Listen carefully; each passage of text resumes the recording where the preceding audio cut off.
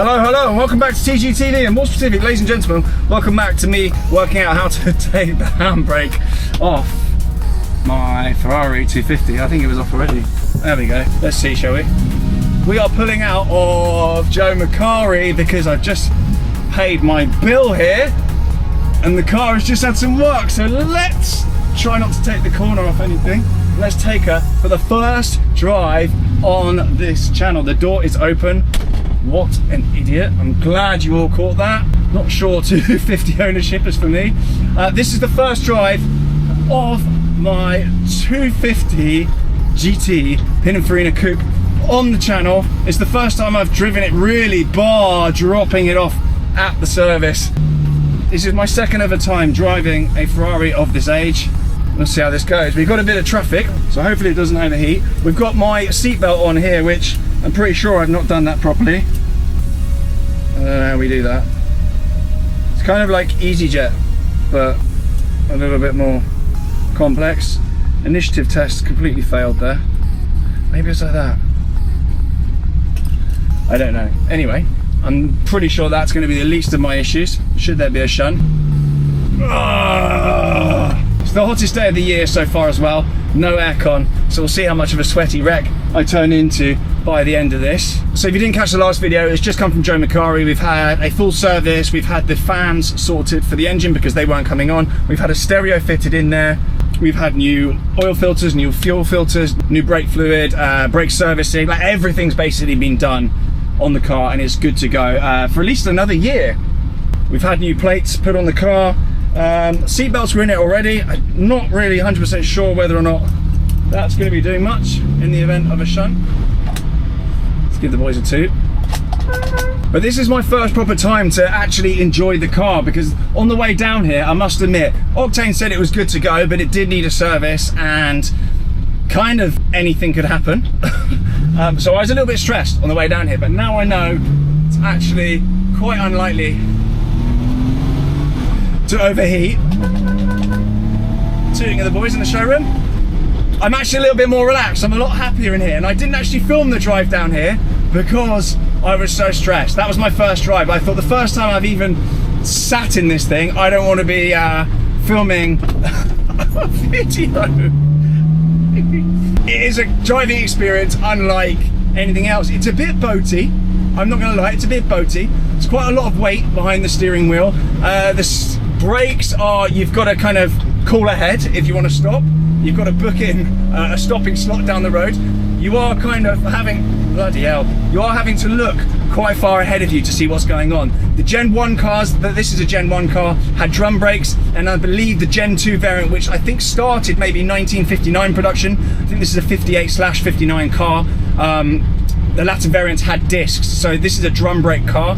Obviously we've just had new fluid and blah blah, but they are still drum brakes in a car that's 70 odd years old, so we're not expecting miracles out of them, and you do need to just have a little bit of respect for what's around you, particularly in front of you, because I would say stopping is not this thing's forte. Other things that are a bit disorientating driving a car like this around town, particularly somewhere like Wandsworth, where it's I'm not going to say anything about the characters that frequent the roads around here, but you do need to have your wits about you. There are no wing mirrors on the car either. It's quite a narrow car. Visibility is fantastic, but there are no wing mirrors. I'm not 100% that are those the indicators? I think I'm probably being a bit of a menace in this thing. I don't know at this point. But actually the clutch is quite nice to use. It's not really that tricky to find your gear. It's pretty decent over speed bumps. Clearance isn't great, but actually there's no scraping. The whole car is very, very low. The exhaust pipes sit very close to the road. But actually, this isn't really the tricky experience I thought it'd be, bar my my silver sash here, which is, I don't know, in a shunt. Yeah, we'll have that. I guess it might do something. We might find out in a minute. Hopefully not. I've also upgraded my filming kit. So on this camera, you'll see here, I've got DJI Action 4. I didn't go for the 5. 5 was an extra 80 quid, and I don't like you guys that much. But yeah, actually, overall, quite a pleasant experience in here.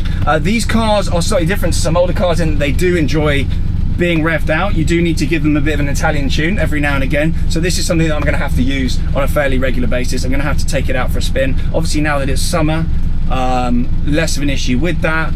With salt on the roads and whatnot. Interestingly, the guys were saying that these cars, once they've been fully redone, they're actually a lot less susceptible to salt and damp and whatever than even some of your kind of the 80s Ferraris. They say some of the 80s Ferraris and around that era, they're a little bit more tricky, and they can corrode, and they're a bit more stressful. For actually this thing, they said don't worry about it. They're not that bad, particularly if they've been redone and there's been any form of like galvanizing and whatnot being done. We've got a tiny little mirror up here.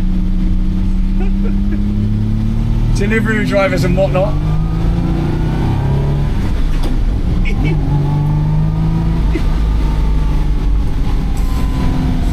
It doesn't sound like a V12 in the way that I'm used to with Ferrari V12s. It's a bit more akin to that of the Testarossa. Obviously it's a completely different engine. This is actually really annoying me now. I should probably just take it off and just accept my fate that I'm going to go through the windscreen. Do we wave?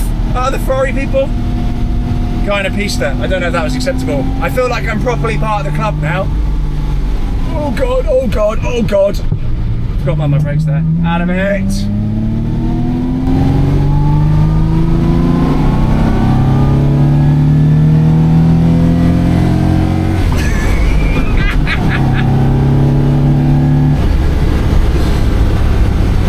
Right, there's usually police under here with a speed gun on the other side, but I'm not actually convinced my plates, the registration's gone through yet, so maybe I could just stick it through here. Let's get those windows down.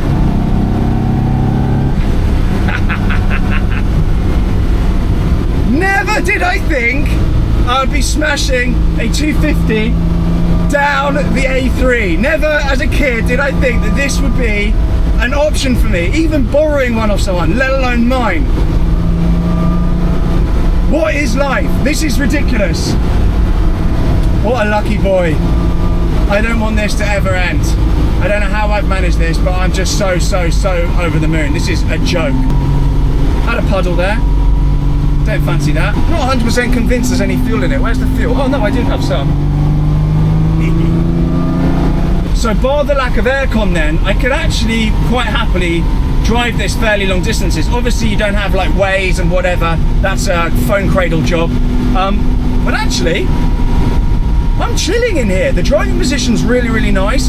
It's not that strange like in some older Italian cars where the pedals are all kind of all over the place. It tends to be the right-hand drive cars, but actually, this is a very nice place to be. Obviously being a GT, it's more of a cruiser. It's not designed for sort of competition racing. There were some racing series where these did race. I found some old pictures and I've actually stuck one on the wall in my garage. But I'm actually pretty happy in here. And the reception on the road from other people is actually really good. You don't get sort of sneered at and called a bell end like you do in some of the more modern stuff. I think this kind of just gets the respect of other road users. They're not quite sure what it is, but I'm acutely aware of the fact I probably look like maybe the apprentice taking this for a drive, or like someone that's been working on the car taking for a drive. I think I'm probably some decades off the usual ownership age of someone with a car like this, or at least I hope I look that way. I'm probably in reality not that far off. But we had a Botox top up the other day, so I'm hoping I look like just someone that's taking for a joyride. That's the vibe I'm going for. Certainly will do when they hear Playboy Carti playing out the window. So one of the other issues as well, when I brought the car to the guys at Joe Macari, it wasn't idling nicely either. It would just sit there sort of and choke itself out.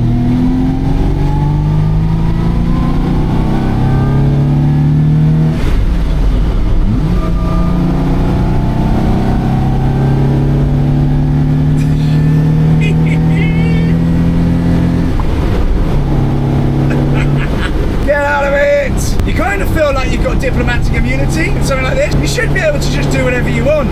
Quite a lot of road noise, and it doesn't feel that agile, bit wallowy, but that's fine. That's fine. We haven't bought this to set lap records at Donington in. Ah, what a thing. What a thing. So what's the plan with this car then? Why have I bought it? Obviously, I thought it was a good financial buy. I thought it was a good place to stick money. I've obviously always wanted one, but what is the plan? Is this just a flipper? Is this just something I'm going to sit on and fling out the door in a few years? A bit more of a passion buy than that. I'm fairly sure it's going to be good news in the future, but actually I've always wanted one of these. I think it's an interesting space to be in. I think having a car like this opens a lot of doors as well. I think it's a nice crowd to be amongst. I also think, and excuse the phrase, the new money out there that is barging into the Lamborghinis and all the kind of the modern dross now and all the sort of flex cars, I think this is going to be the next flex and where all those insufferable people are going to end up, which will mean that cars like this, even though this is like literally one of the cheapest 250 variants you can buy, even cars like this will start becoming completely out of reach for me. So like with the Carrera GT, it was a 512BB chaos. It was a now or never type thing, and when the opportunity came up at Octane with the Partex I did on my Lusso, I thought I either get in now or I missed the boat. It was a kind of a poo or get off the toilet moment. So here we are. Couldn't be happier. I don't regret my decision for a single second. So things I've touched on then in a previous video, modifications I'm going to do to the car. Other than the stereo and whatnot that I've just done, I may well do an exhaust for the car. I may well add a modern radiator and some modern fans to it, completely reversible stuff, just to make sure that if I get stuck in traffic or I use it down in the south of France, whereas I'm expecting to hopefully send it down there for a bit, I don't have any worries about it overheating, and I just make it a little bit more turnkey. That's the aim anyway, we hope. That may well be a job for later in the summer, I don't know. I just need to get my act together really. Everything's pushed on a little bit